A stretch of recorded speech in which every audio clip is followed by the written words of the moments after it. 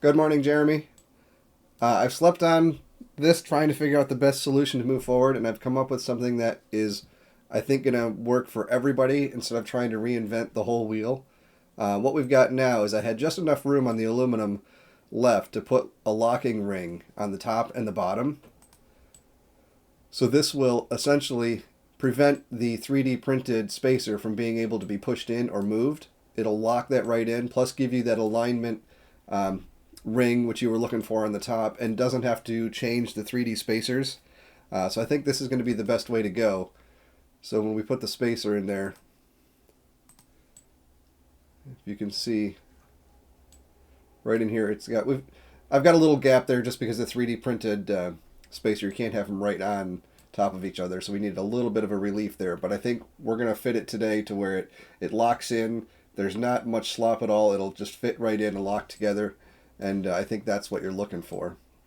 So that's what we're going to do today. I'm going to print one, or have my guy 3D print one of these rings, and I'm going to manufacture this new aluminum bottom, and we're going to fit it together and see how that works together. But I think that's going to be the best solution moving forward. The only difference that I've had to do is to make room for this locking ring, I had to move the board in by just over a 1/16 of an inch. I don't think that's going to affect much. But as in also a better feature, we noticed that because I did that, the reset button is now 75 thousandths of an inch further away from that spacer ring. So it actually helps with that too. It's not right up against that spacer ring there. And I don't think that 1/16 of an inch is going to affect your spacing in here. The other thing we noticed when we were trying to thicken this is that your connectors that you were putting through here, your M12 connectors and your antenna connector, it looked like there weren't any threads left to be able to put it through and lock in a thicker wall as well.